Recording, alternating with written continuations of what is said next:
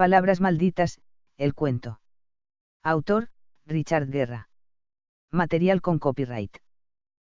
Parte 2. Pensando en el propósito de mis letras, me basé en lo que afirmaba el premio Nobel Camilo José Cela: para escribir solo hay que tener algo que decir. Mis humildes palabras malditas llevaban su mensaje. Por último, respecto a mi sueño, bien, hay quien dice que, los sueños son una muestra de inconformidad con el destino. Mi destino, a estas alturas, no iba a cambiar. Me preguntaba, di la verdad, ¿cuál es tu sueño? ¿Para qué quería ser publicado? La intención de que alguien pudiera leer ya se lograba con mis publicaciones en el blog, quizá había presentado otra forma de uso de los blogs. Mi pasión de escribir no se detendría de ningún modo, a no ser que yo así lo decidiera. Tal vez mi sueño era conseguir un ingreso, aunque pequeño, por la venta de mis libros. No ser tan dependiente de mi único cheque quincenal. Si así lo pensaba, tenía que recordar lo que mi amigo Héctor, el escritor, me dijo. Escribir, trae más pérdidas que ingresos, económicamente hablando. Estuve pensando en ver mi hábito como la mala costumbre de escribir, o, probablemente, el vicio de escribir. El inescrupuloso modo de hacer a otros perder el tiempo. Provocar la inmersión ajena en tus sentimientos personales. Mis anécdotas eran significativas para mí, fueron importantes a mi modo de ver, pero podían ser vistas frívolamente. Nadie cuenta mejor una historia verdadera que quien vivió en ella.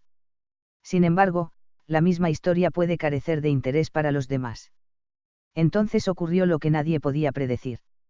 Cierta vez, estuve hablando con alguien, quien después de yo explicarle que tenía 1000 experiencias que relatar, que no había, que no podría decir, que me faltaba por vivir, me dio una sentencia verdadera.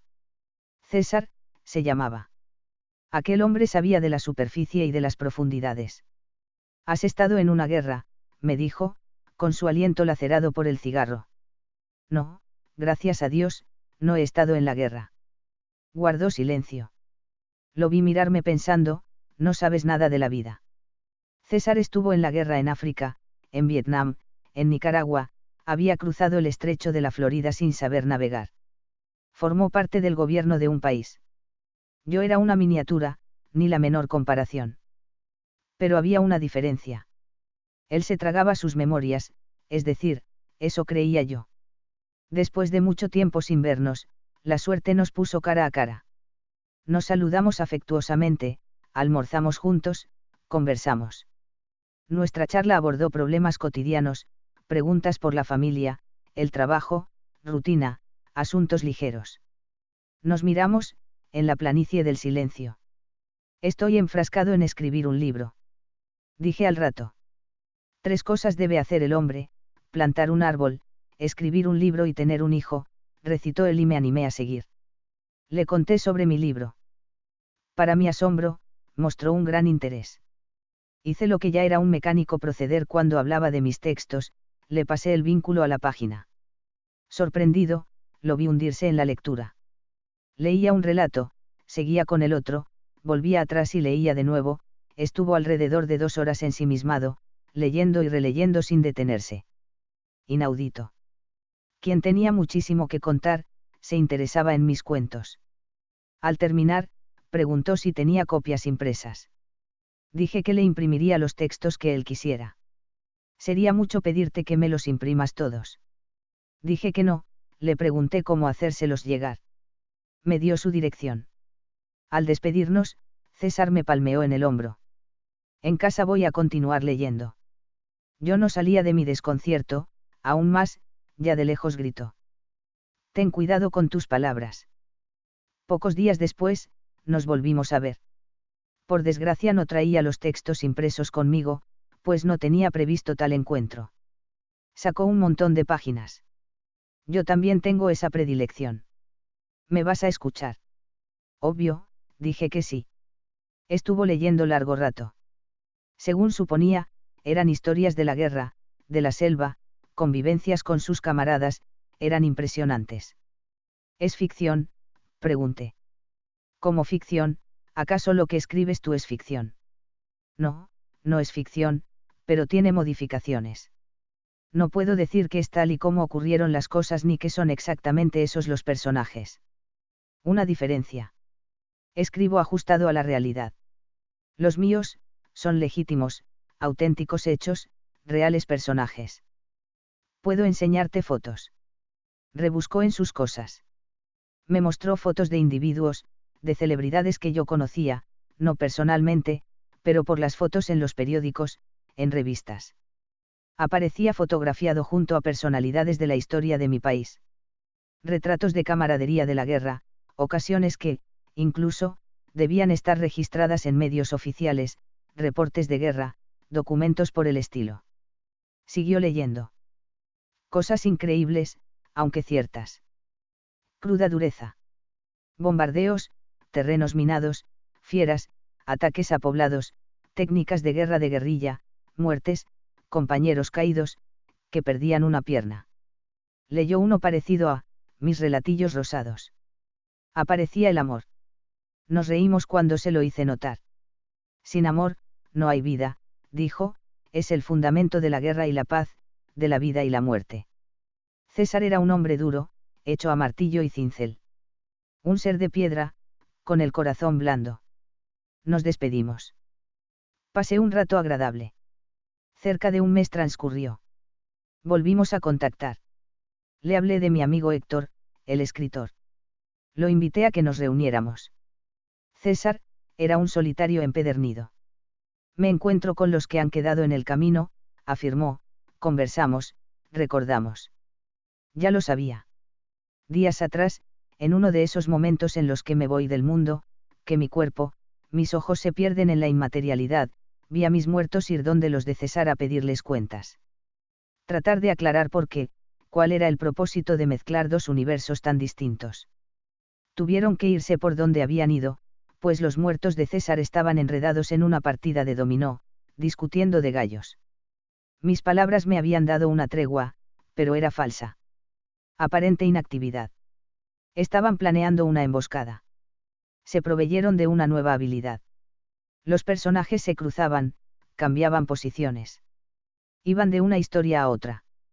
Se conectaban con figuras de anécdotas que todavía no había escrito. Total rebelión. Se escribían, se anotaban al margen, se borraban, se omitían. Cierta tarde, después de terminar mi jornada, sentí timbrar mi teléfono. Un número que ya había visto en la tienda que me llamaba con insistencia. No pude contestar antes, pues estaba trabajando. Contesté. Era César, que me llamaba desde un número distinto al que yo tenía guardado en mi lista de contactos. Me llamaba desde un hospital. Había ocurrido un accidente, un ligero percance, según él. Me preguntó si podría hacerle un favor. Claro, dime, ¿qué necesitas? Si no estás muy complicado, podrías ir a mi apartamento y traerme algunas cosas. No pasó por mi mente ni un instante la real envergadura del asunto. Pues claro, amigo, dime qué quieres. Debajo de la maceta de la planta en la ventana, está la llave. Entra, coge un par de pullovers, las hojas que hay sobre la cama y en el baño detalles para el aseo. Me dio la dirección del hospital. No hay urgencia, cuando puedas. No te preocupes, esta misma tarde te llevo tus cosas. Fui a verlo. Antes de encontrarme con él, tuve un intercambio con una enfermera quien me llevó hasta su cama. Es una pena. Algo terrible. Estamos conmocionados. Dijo, mientras caminábamos. ¿Está usted segura de que estemos hablando de la misma persona? Se detuvo un instante. Revisó unos papeles. César Antonio Alarcón Morales. Me miró esperando que verificara, pero no podía estar seguro del nombre completo. Bien, comprobaremos, afirmó. Tomamos el elevador. Fuimos hasta su cuarto. Allí estaba César, dormitando. Hola, dije y pretendí abrazarlo. No lo toque, por favor, es muy delicado. Dijo la enfermera. Me volví atónito. Despertó. Lanzó una carcajada. Dime socio, dijo, sonriendo, trajiste mi pacotilla. Seguía sin comprender. Miraba cuántos aparatos, periféricos, tarecos de emergencia. Puse las cosas encima de una pequeña mesa. Pero, ¿qué es esto? ¿Qué pasó? Ah, cosas de la guerra. El accidente había ocurrido hacía 9 días. No era como me dijo, sin importancia, era, extremadamente grave. Lo habían llevado al hospital prácticamente muerto. Conversamos poco.